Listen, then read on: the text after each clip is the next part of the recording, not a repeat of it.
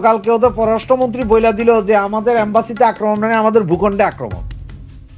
এই আক্রমণ ভারত যদি আক্রমণ করে, কারা আক্রমণ করে? আপনারা আমার করবে না। ভারত ভারত আক্রমণ করে সরাসরি সেনা ক্যাম্পে, মরবে কারা? সেনাবাহিনী। সেনা প্রধান আজকে 2 দিন ধরে চেষ্টা কইরা আজকে কথা বলছে 3-4টা সেনা ক্যাম্প এগুলো ফালাইতে ভারতের জন্য কয়েক মিলি সেকেন্ডের দরকার। সেকেন্ডও না, মিলি সেকেন্ড, কয়েকটা মিলি সেকেন্ডে হয়ে যাবে। হ্যাঁ, ভারতীয় সেনা কর্মকর্তা যাচ্ছে, ওদের বিভিন্ন ক্যাম্প যাচ্ছে, কারণ বাংলাদেশ ভারত সীমান্তে অলরেডি S-400 লাগাই দেওয়া হয়েছে। হঠাৎ ভারতীয় সেনার শীর্ষ কর্মকর্তারা এসে কিছু কিছু বিষয় তারা দেখাশোনা করছেন, কিছু একটা প্রস্তুত। এখানে কিসের ইঙ্গিত আছে একটু জানতে চাইবো।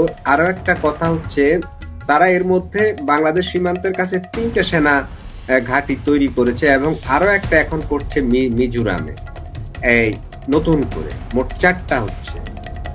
এই অঞ্চলে ভারতের এই যুদ্ধ প্রস্তুতির কি কারণ থাকতে পারে? এটা হচ্ছে বাংলাদেশের সাথে ভারতের সীমান্ত হচ্ছে যে প্রায় 4000 কিলোমিটার সম্ভবত। এখন এর মধ্যে কিছু কিছু এমন জায়গা আছে যেখানে আপনার ওই যে নদী আছে, জঙ্গল আছে, এইরকম। তো এতদিন ধরেন লাগে নাই, এতদিন ভারতের প্রয়োজন হয় নাই, কারণ হচ্ছে ভারত চিন্তা করছে যে বাংলাদেশে মৌলবাদীদের ওইরকম উত্থান তো হয় নাই। সুতরাং ভারত এই দিকে নিশ্চিন্ত ছিল যে নিরাপত্তা অন্তত বাংলাদেশের মাটি ব্যবহারে ভারতে কোনো গ্যাঞ্জাম হবে না, যার কারণে ভারত ওইদিকে চোখও দেয়। এখন যখন পাকিস্তানে IS আইসা এখানে ট্রেনিং দিচ্ছে, হামাস আইসা ঘাঁটি কাটতেছে, তারা তো তাদের নিরাপত্তার ব্যবস্থার চিন্তা করবে। এখন ঘটনা হিসেবে অনেকে মনে করে যে কি ভাই, ভারতের এখন হয়তো কি হবে জানেন, যে আপনারা তো 20 মিলিয়ন 30 মিলিয়ন ডলার বছরে অতিরিক্ত ব্যয় হবে এইখানে সৈন্য সমাবেশ করা, যে সৈন্যগুলো আছে, ক্যাম্পগুলো আছে, এগুলোর রক্ষণাবেক্ষণ সবকিছু মিলে। যান, ভারত এই যে মিজোরামে একটা বাহিনী করছে, সেটা হচ্ছে এই কি বলে আপনার এটারে, আরে যে মুজাহের না কি বাহিনী আর কি, মানে যে অনেক মুসলমান যেমন যে পাকিস্তানে চলে গেছিল না, ভারত পাকিস্তান যখন ভাগ হয়েছিল, পাকিস্তানে এদের কি মুজাহিরিন না কি বলে, মানে বেঈমান, মুসলমানদের মধ্যে বেঈমান, এগুলার যে একটা বাহিনী করছে যে এগুলোর ঠেকা। আর ভারতের 7 সিস্টার তারা রক্ষা করার জন্য তাদের সেনাবাহিনী ওখানে বর্ডারে দিতে হবে, কারণ বর্ডার তারা আপনারা আগের মতো খুলবে না। আর একটা কথা বারবার, ভারত আমাদের বাংলাদেশের গ্রাউন্ডে বুট দিবে না, কারণ বুট ফেলানোর দরকারই নেই। ড্রোন মারা বা ব্রাহ্মস মাইরে ফালাই দিবে। আমাদের 3-4টা সেনা ক্যাম্প এগুলো ফালাইতে ভারতের জন্য কয়েক মিলি সেকেন্ডের দরকার। সেকেন্ডও না, মিলি সেকেন্ড, কয়েকটা মিলি সেকেন্ডে হয়ে যাবে। হ্যাঁ, ভারতীয় সেনা কর্মকর্তা যাচ্ছে, ওদের বিভিন্ন ক্যাম্প যাচ্ছে, কারণ বাংলাদেশ ভারত সীমান্তে অলরেডি S-400 লাগাই দেওয়া হয়েছে। এত বড় সীমান্ত, যার কারণে CCTV ক্যামেরা, স্যাটেলাইট ক্যামেরা সব ফিক্স করা হচ্ছে। ভারতের উচ্চপদস্থ সেনা কর্মকর্তারা বর্ডার এরিয়া ঘুরে আসছে, দেখে আসছে যে কি অবস্থা, মানে সব ঠিকঠাক হচ্ছে কিনা, কারণ কোনো জঙ্গি আর ঢুকতে দিবে না ভারত ওখানে।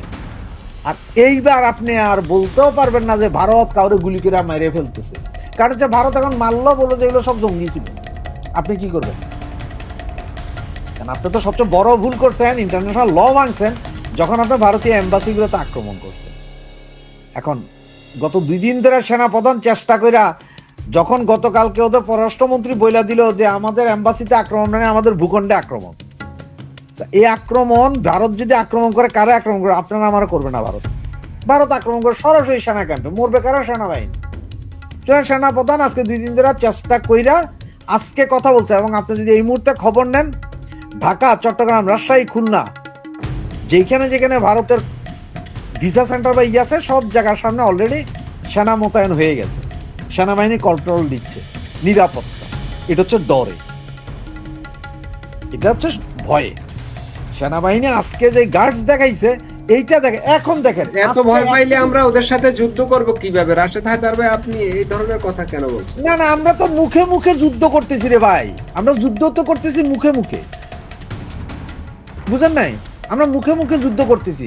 ওই যে দেখেন, আপনি যেহেতু বিয়ে করছেন, আপনার একটা কথা কই, ওই যে বাচ্চা, আপনার বাচ্চা যখন হইছে, আপনার ভাবি নির্ঘাত বলছে না যে এই বাচ্চা আস্তে আস্তে বড় হইতেছে, ওই কামড় দেয়, দুধের মধ্যে কামড় দেয়, কারণ হচ্ছে বাচ্চাদের 6 মাস পরে দাঁত শিরশির করে, দাঁত উঠার আগে তখন ওরা মায়ের বোটায় কামড় দেয়, মানে ইয়ে করা, দাঁত শিরশির করে যে।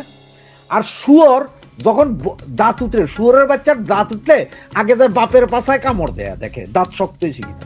মৌলবাদীরা হচ্ছে যে এরা খাইবো ভারতের, পরবো ভারতের, সবকিছু ভারতের, কিন্তু দেখাইবে যে আমরা ভারত বিদ্বেষী। এরা সুদ খাইবো, ঘুষ খাইবো, এরা মসজিদের ভিতরে নিয়ে বলৎকার করব, কিন্তু কোকা কোলা খাইবো না, কয়টা হারাম। এই হচ্ছে যে বাংলাদেশের মৌলবাদীদের অবস্থা।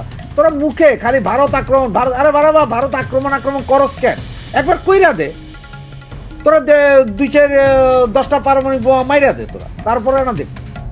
তো ভারত তো চুপচাপ, ভারত চুপচাপ, ভারত শুধু দেখতেছে। ভারত চাইতেছে যে তোমরা বাবারা কিছু একটা করো, কারণ হেও ইন্টারন্যাশনালি দেখাইতে হবে না যে এই দেশ এইটা করছে, আমরা যাই মারছি। এটা তো ভালো হয়েছে, এম্বাসি আক্রমণটা খুব ভালো হয়েছে। আজকে দেখেন, আপনি একটা কথা মনে করেন, এই যে 24 জুলাই আগস্টের যে আন্দোলন, 5ই আগস্ট, আজকে কয়জন সেনাবাহিনী ছিল? কয়জন সেনাবাহিনী থাকলে কি সেদিন সংসদ ভবনে ঢুকার কারো সাহস হইতো? গণভবনে ঢুকার কারো সাহস হইতো? আজকে পারলো না কেন? আজকে তো ওই দিনের চেয়ে বেশি মানুষ ছিল, জানা যায়। সেনাবাহিনীর 100 অফিসারে ঠেকাই দিল, সেদিন ঠেকাইল না কেন? সেনাবাহিনী এখন যখন চাপে পড়ছে, এখন যখন দেখছে যে না রে বাবা, ইন্ডিয়া তো মানে মারবই আম করে, আর মারলে তো শালার এই বঙ্গু মুসলমান যেগুলো আছে, এরা তো সব তখন ঘরের দরজা বন্ধ করে যে আল্লাহ বাঁচাও, আল্লাহ বাঁচাও, তো মরতে তুই আম করে। তার চেয়ে এগুলো এখন একটু।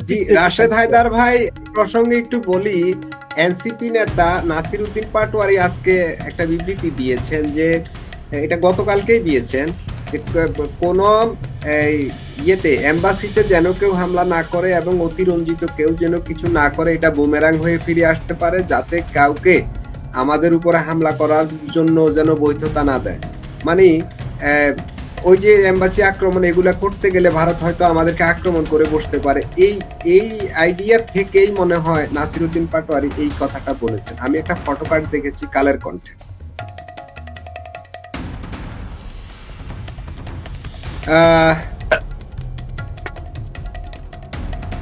আমি রফিক ভাইয়ের কাছে একটু আসি।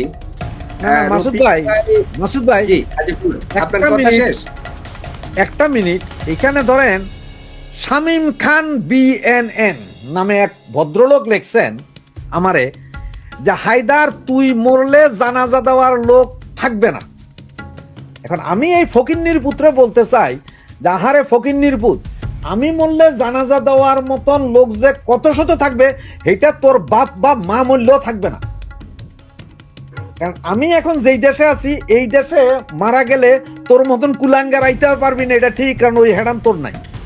এইখানে আমার জানাজা দেওয়ার লোক থাকবে, ওই জিনিস নিয়ে তুমি চিন্তা করিও না, কুলাঙ্গার। জি, রাশেদ হায়দার ভাই, আমরা বাক স্বাধীনতায় বিশ্বাসী, যে যেভাবে পারে তারা কমেন্ট করুক।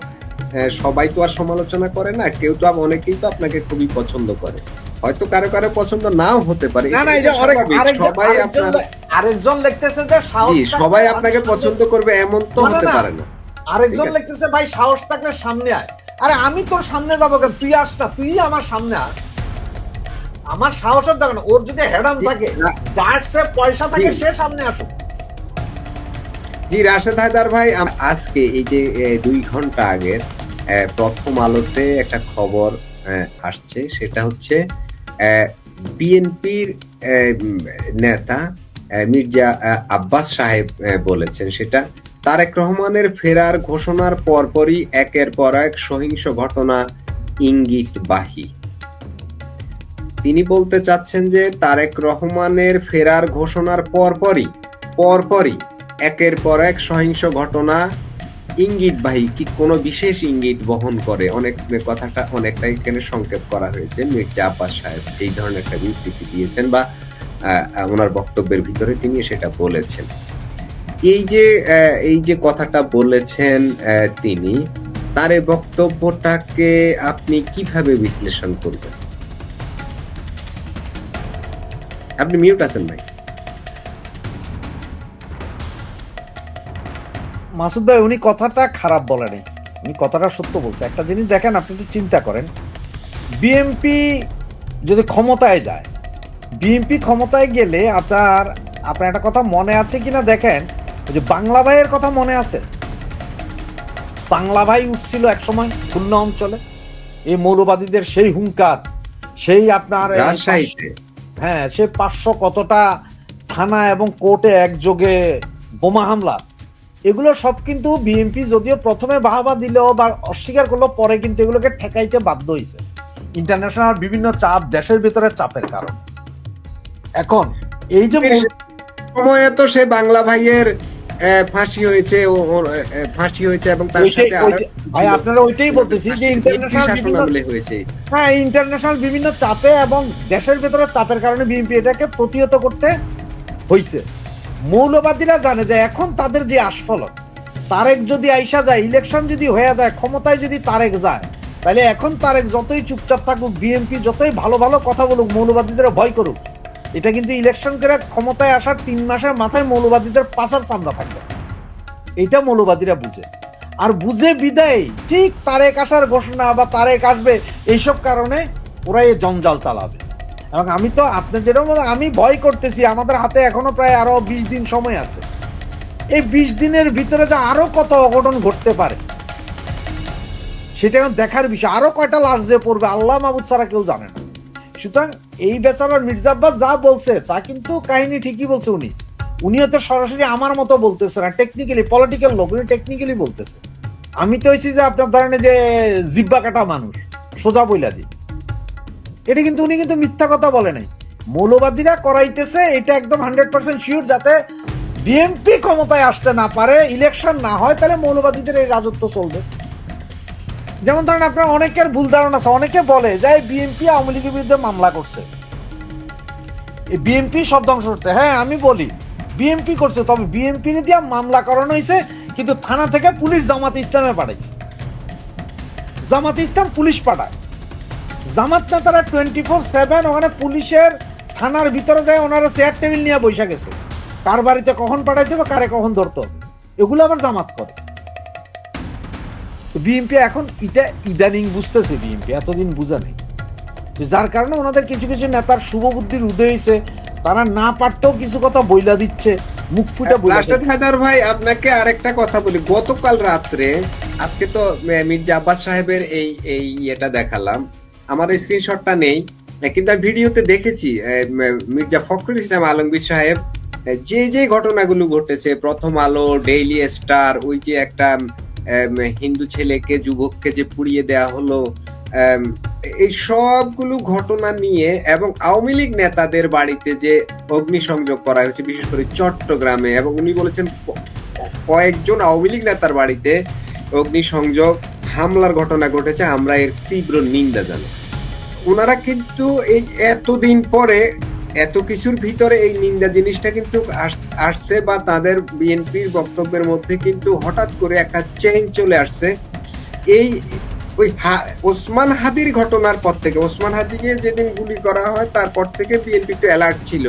এরপর থেকে ধীরে ধীরে কিন্তু অনেকটা বিএনপির বক্তব্যগুলো, বিবৃতিগুলো কিন্তু পরিবর্তন হচ্ছে ক্রমান্বয়ে। কি মনে হচ্ছে, রাজনীতির মোড় কোন দিকে যাচ্ছে? আবার না, রাজনীতির মোড় কোনো দিকে যাচ্ছে না। বিএনপি প্রথম থেকে, বিএনপির রাজনীতি কি ছিল? বিএনপির রাজনীতি ছিল এমন যে আপনার ওরা অ্যান্টি আওয়ামী লীগ ছিল কন্টিনিউ। বিএনপির জন্মটাই অ্যান্টি আওয়ামী লীগ। এখন বিএনপিতে এমন কিছু করতে পারে যে মুক্তিযুদ্ধ তারা ধারণ করবে, এটা পারে না, কারণ তারাও মৌলবাদী দলেরই প্রায় 90% ধারক এবং বাহক। এখন যেটা বিএনপি দেখলো, যারে আমরা তো এই মৌলবাদীরা তো তাদের রাজনীতি নিয়ে গেছে, তাহলে বিএনপি শূন্য। এখন দেখেন বিএনপি কিছুদিন ধরে 71 বাঁচাও এই স্লোগানটাও দিতেছে। আবার এখন আওয়ামী লীগের নেতাদের বাড়িতে আক্রমণ করছে, ওনাদের খুব দুঃখ লাগতেছে। কারণ হচ্ছে যে এমন কিছু এরিয়া আছে, বিএনপি যদি 160 আসন নিয়ে ক্ষমতায় যেতে হয়, তাইলে আওয়ামী লীগের ভোট ওদের প্রয়োজন আছে। আওয়ামী লীগের যেসব নিরীহ ভোট আছে, যারা চুপচাপ ভোট আছে, ওদেরকে যাতে কেন্দ্রে নিয়ে যাইতে পারে, কিছু ভোট দেয়। কোনো নেতা যাতে সরাসরি না বললেও ইনডাইরেক্টলি বলে যে যাও বিএনপির ওই জায়গায় জিতাই দাও, শিবিরকে ওই জায়গায় হারাই দাও। কারণ শিবিরকে এই মৌলবাদীদের হারানোর জন্য কিন্তু সবচেয়ে বড় ফ্যাক্টর কিন্তু আওয়ামী লীগ। কারণ আওয়ামী লীগের ভোট কোনোদিন জামাতে দিব না, এটা বিএনপিও ভালো করে জানে, জামাতও জানে, জামাতরা আওয়ামী লীগ ভোট দিবেন এটা খুব ভালো করে জানে। এখন এই সব কিছু মিলে মানে এমন একটা ভাইব তোলার চেষ্টা করতেছে যে না আমরা আওয়ামী লীগের ক্ষতি চাই না, আওয়ামী লীগ থাক এটা চাই আমরা। এগুলো হচ্ছে ভোটের রাজনীতি ভাই, এখানে কোনো চেঞ্জ হয় না।